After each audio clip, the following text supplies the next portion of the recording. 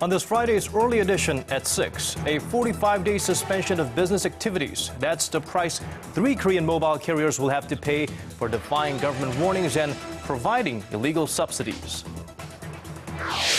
Feeling the international pressure, Japan suddenly claims it has no plans to amend its official apology to Korean victims of wartime sexual slavery. But Korea won't let that be the end of the story. Seoul's foreign minister says Tokyo will face further isolation from the international community if they continue to deny history.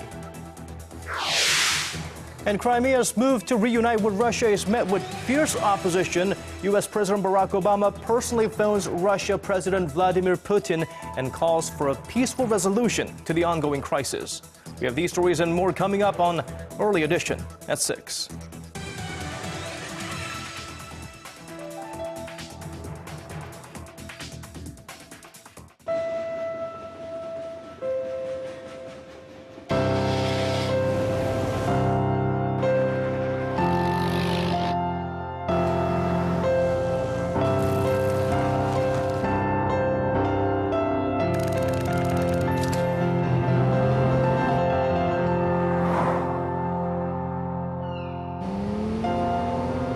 당신의 유럽은 어디였나요? Excellence in flight. Korean Air.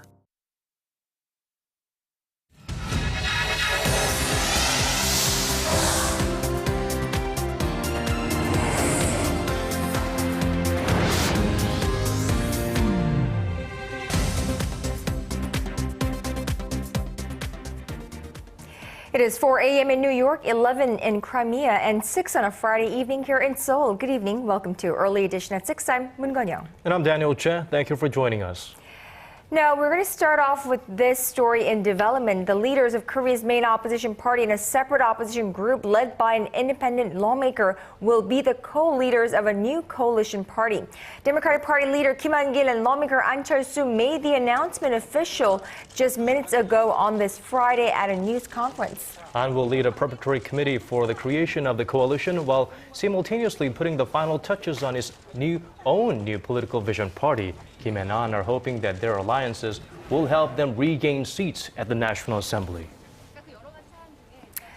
3 slaps on the wrist for the nation's largest mobile operators. The government has suspended 3 carriers from doing business for 45 days for providing illegal subsidies to lure in customers. Our Na Hyun-kyung has more. It's the biggest business suspension on the country's mobile carriers ever, a strong warning from the government. Calling for fair competition in the nation's mobile telecommunications industry, the Ministry of Science, ICT and Future Planning announced Friday that SK Telecom, KT and LGU Plus will be banned from signing up new customers and allowing existing users to buy new devices for 45 days. KT, the number 2 player in the market, will face suspension starting March 13th, followed by leading carrier SK Telecom from April 5th. LGU Plus's suspension will be split into 2 separate periods, the first one starting on March 13th. A ministry official says the government had to suspend 2 of the companies simultaneously because the last time the 3 took turns complying with a similar ban, it triggered even more competition as they tried to snatch up one another's customers while the other was out of commission. In January last year, the 3 firms were suspended for enticing customers with illegal subsidies, a long-time, almost customary tactic where they offered to pay in different amounts a huge chunk of what the customers are supposed to pay for mobile devices.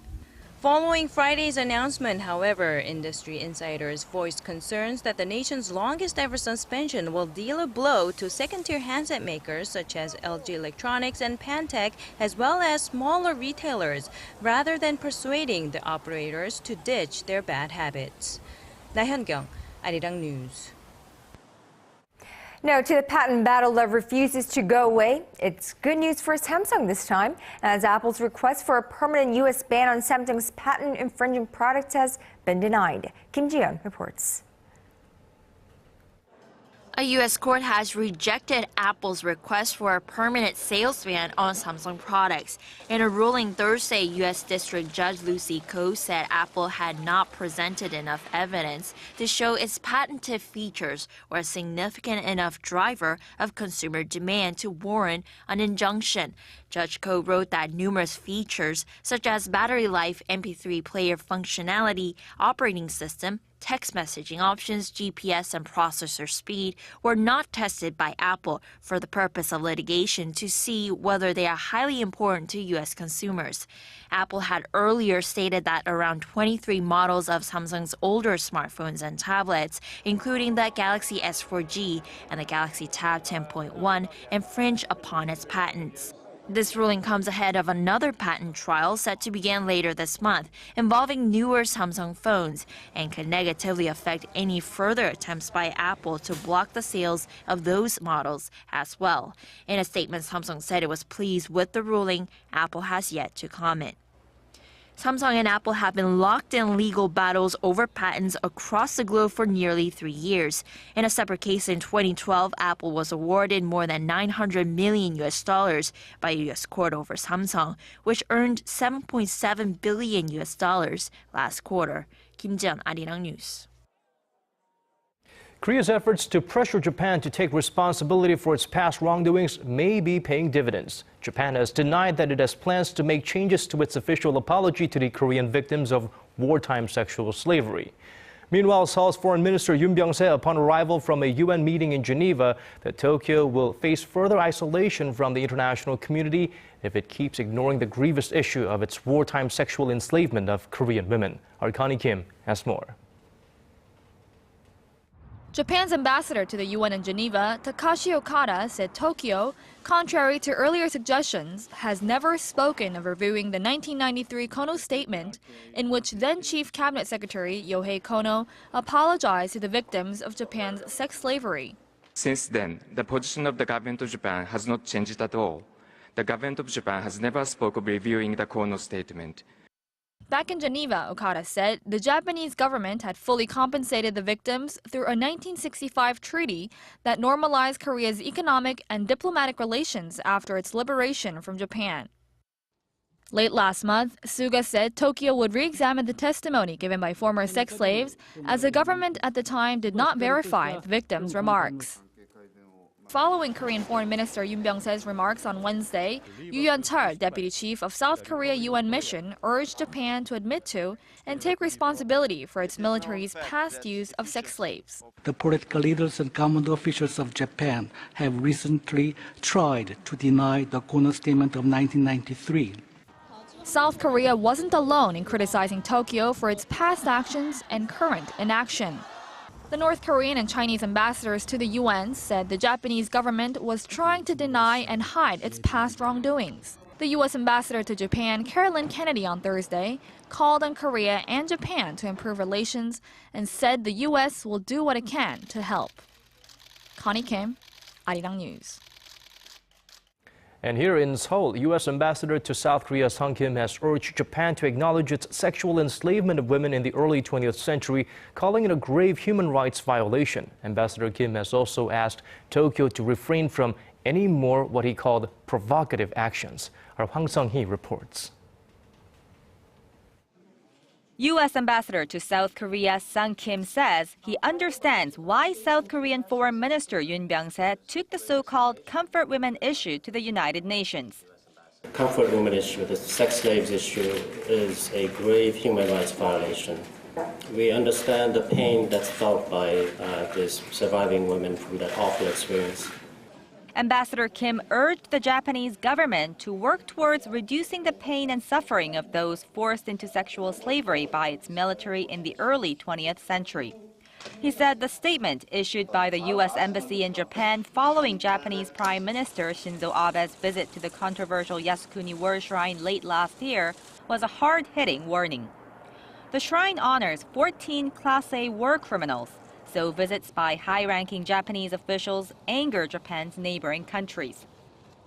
And I think, as we've made very clear, we would like Japan to address concerns of its neighbors and that includes refraining from actions that are seen as provocative. Ambassador Kim called on the two neighbors to work together on mending ties, as trilateral cooperation between South Korea, the U.S., and Japan is critical for regional security. This view was echoed by Tom Donilon, a former White House National Security Advisor, on Thursday. At a seminar in Washington, Donilon expressed the hope that the leaders of the two countries meet for talks on the sidelines of the upcoming nuclear security summit this month. But as long as Prime Minister Shinzo Abe sticks with his nationalistic stance, summit talks with his South Korean counterpart don't seem likely. President Park Geun-hye has refused to sit down with the Japanese leader since taking office, saying the country must first embrace truth and reconciliation. 황성희, 아리랑 뉴스.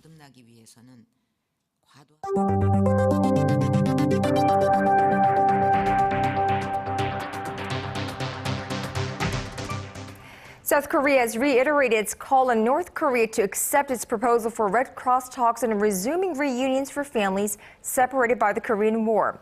Seoul's Unification Ministry said Friday that it sent a message to Pyongyang saying that humanitarian issues such as family reunions have always been dealt with by the Red Cross.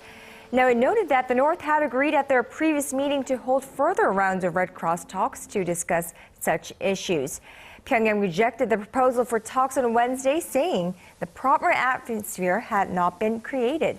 Seoul says the issue of family reunions should not be linked to political or military tensions.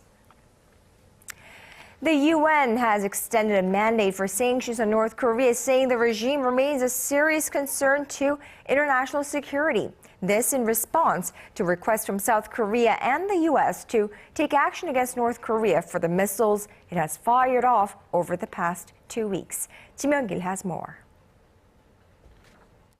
The UN Security Council on Thursday extended a mandate for sanctions on North Korea for another 13 months, until April 2015, after South Korea and the United States denounced North Korea for firing off 2 rounds of ballistic missiles in the last 2 weeks, calling it a clear and calculated sanctions violation.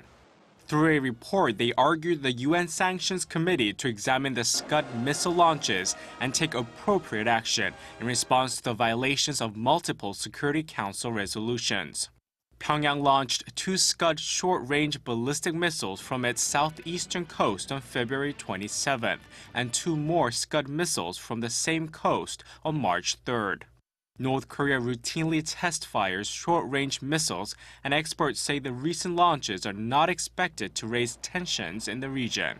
The UN Security Council slapped tough sanctions on Pyongyang in response to nuclear tests in 2006 and 2009.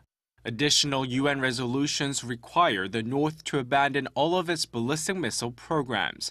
Ballistic missiles can be used to launch nuclear weapons, and additional UN resolutions also demand that North Korea stop its nuclear tests and abandon all of its nuclear weapons programs. Kim Han-gil, Arirang News. On a day of fast-moving developments in Ukraine, Western nations are condemning Crimea's move to vote on reuniting the autonomous region with Russia. Well, U.S. President Barack Obama spoke directly with his Russian counterpart Vladimir Putin and urged a diplomatic resolution to the conflict. Arirang News' Kwon So-hwa reports. Crimea was, is, and will be an integral part of Ukraine. That was the statement by Ukraine's interim prime minister on Thursday in response to the Crimean parliament's vote to bring forward a referendum on March 16th to reunite the autonomous republic with Russia.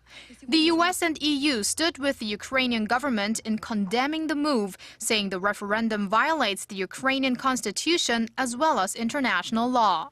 The EU at a meeting in Brussels urged Russia to de-escalate the situation.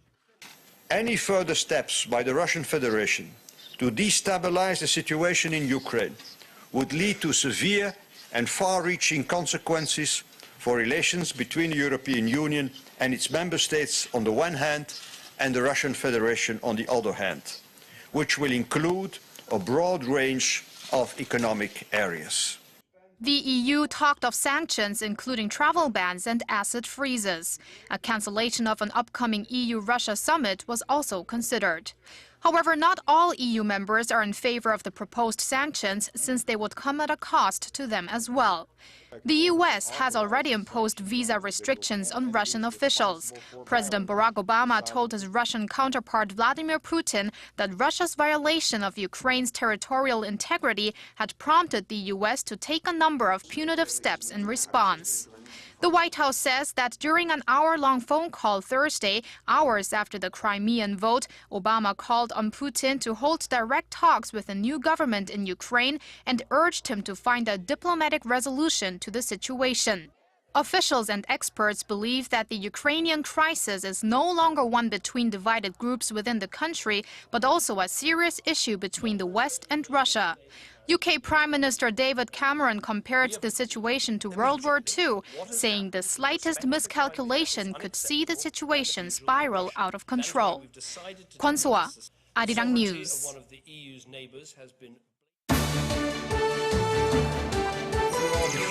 Digging deeper, getting to the bottom of stories that impact your life, talking with you on air and online, connecting you with experts on the world's most pressing issues.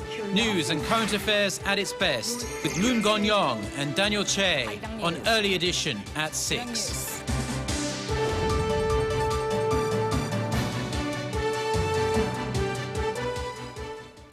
If medical doctors in the country go on strike as planned next week, the government says it will punish them to the full extent of the law. The Korean Medical Association announced earlier this week that they will stop providing medical services on Monday in protest of a government plan to introduce for-profit hospitals and a telemedicine system. The association says the moves would impair the quality of medical services. Well, Health and Welfare Minister Moon Hyung-pyo has called for dialogue over this issue and said a walkout would only stand to inconvenience patients. To respond to the pending strike, the Health Ministry and related organizations, such as the Supreme Prosecutor's Office and the National Police Agency, plan to coordinate their efforts.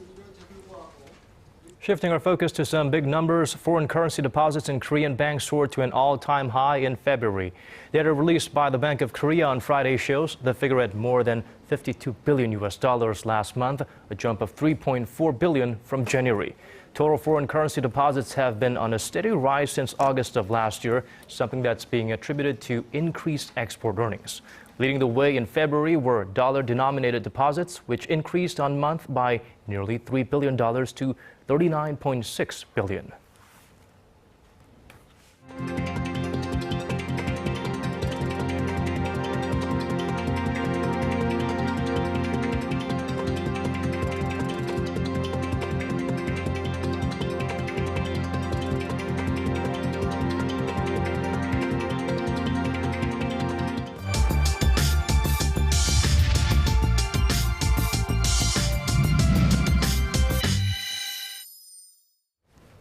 No, just last month, Korea's Supreme Court confirmed a 4-year prison sentence imposed on SK Holdings chairman Chae Tae-won for embezzlement in what is one of the toughest confirmed sentences to date against a head of a major family-owned conglomerate, or Chaebol. That's right. This stands in stark contrast to a string of suspended sentences that Korean courts had been handing out to business leaders, while it highlights the Park administration's reform drive and growing public wariness about unlawful heads. Some point out to the concerns of an owner risk. For some perspective, we are joined live in the studio by Dr. Yoon Seung-young, Research Fellow at Korea Corporate Governance Service in the studio. Thank you for joining us. Good to be here. Now, let's first briefly go over what Korea's Chaebol ownership structure looks like, what it entails, what its pros and cons are. Well, typically, individuals or family have controlled the Korean company, including the Chaebol. In Korea, the line between management and ownership is not as clear it is in United States or Europe. It is common for the founding family of Korean companies to hold controlling shareholders and to be managers of the company. Even if the family owns only below 10% of the company, they often use their position to retain de facto control by circular shareholding through affiliate. The Chaebol circular ownership is a typical ownership pattern, and controlling shareholders have only minimal ownership position. I call this pattern as a power without authority. Concentrated ownership and dispersed ownership each have their own performance advantage and disadvantage, like two sides of the same coin. Controlling shareholders have taken the performance, take the position of CEO or the board of chairman, and or have chosen people to fill those positions. Therefore, controlling shareholders have been able to more closely, effectively monitor officers and employees. Because family ownership can directly monitor management, the agent's costs associated with the supervision of the management have been low, and making this management system more cost-benefit effective. Well, power without authority, still, they quite have a lot of control and power, and to err is human, of course, but not when you are at that position. It can influence a lot of people's lives here in Korea. Unfortunately, these days, Chaebol has been synonymous with corruption and irregularities. Why is that so? As I mentioned, controlling shareholder or family ownership have a strong incentive to appropriate the company's asset for their personal benefit. Because of the huge disparity between the cash flow right and voting right. This imbalance can lead to the looting of corporate assets by accounting fraud, self-dealing, the usurping corporate opportunity. It is not helpful for individual corporation, and it is not helpful for the whole capital market in Korea. Owners themselves are in the center of corporate scandal because there has been no effective way to improve the controlling shareholders' behavior. The problem is in determining who can monitor controlling shareholders. There's no mechanism to protect them from the controlling shareholders' access to private benefits. From recent Korean corporate scandal, such as SK Chaebol, it is clear that internal, external, ex ante, and ex post mechanism of corporate monitoring system have not functioned well as well. Now, experts have been studying for ways to improve this owner governance structure here in Korea. And in fact, SK Group's management structure had been viewed as some kind of a benchmark model for an alternative to this Chaebol structure. Many scholars have studied in which large groups such as SK, CJ, LG, and Doosan have been transformed into the holding company system, and what implication case for Korean Chaebol as a whole. The most characteristic feature after the adoption of a new corporate system, the holding company system, was that ownership and control have been strengthened to a great degree, and more significantly, both remained firmly in the hands of the family ownership. By using interconnected holding, they can still maintain a high degree of voting power with very little liquidity stake in a business group. So compared with the case before the holding company system, family shareholders became more powerful in terms of both ownership and control. At this point, controlling shareholders' opportunism became a problem when disparity exists between shareholders' control and ownership, not only circular shareholding system, but also a holding company system. Well, very quickly before we let you go, could you perhaps point to us possibly some of the things we could do to change or improve the current governance structure or eliminate the risk involved in, let's give the proper pronunciation, Chaebol. Okay. To fix this problem, the circular shareholding system in Korea should be disassembled, and at least I recommend strongly discourage it. So controlling shareholders should be encouraged either to sell their holding in affiliate company, or they should buy shares from the affiliate of the controlled company with their own money so that their equity holdings increase to match their voting power.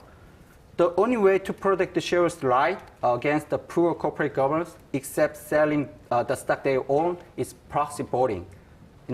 strengthening shareholder empowerment through active participation in management by proxy voting will enhance the corporate governance and shareholder value. So it is, however, most institutional investors in Korea relate with the Chaebol. So it is difficult to exercise the proxy voting due to the conflict of interest. It is easier said than done. It'll take some time. It's been around for ages. We'll look forward to having you back here again, Dr. Yoon Sung-young. Thank you so much for your time. Thank you.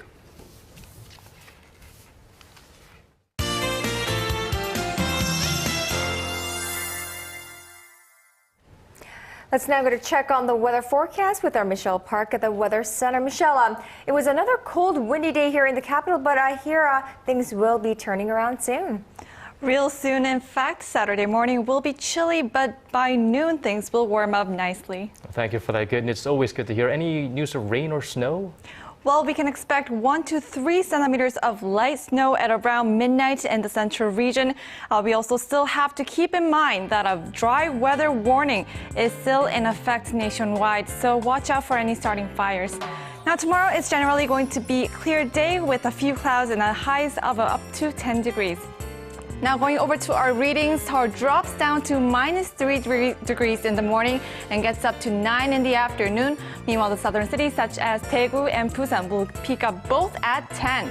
Now moving on to other regions, Jeju Island can expect a cloudy day with a chilly morning with a high of 9. Dokdo makes it up to 4, and Mangkeumgang drops down to -1. Well, that's all for now. I'm Michelle Park. Back to you guys. Thank you for that, Michelle. And that brings us to the end of our newscast. Thank you for watching. This has been Daniel Che. And I'm Moon Gon-young. Thank you as always for being here with us. Have a wonderful weekend, and we'll see you right back here same time Monday. Good night.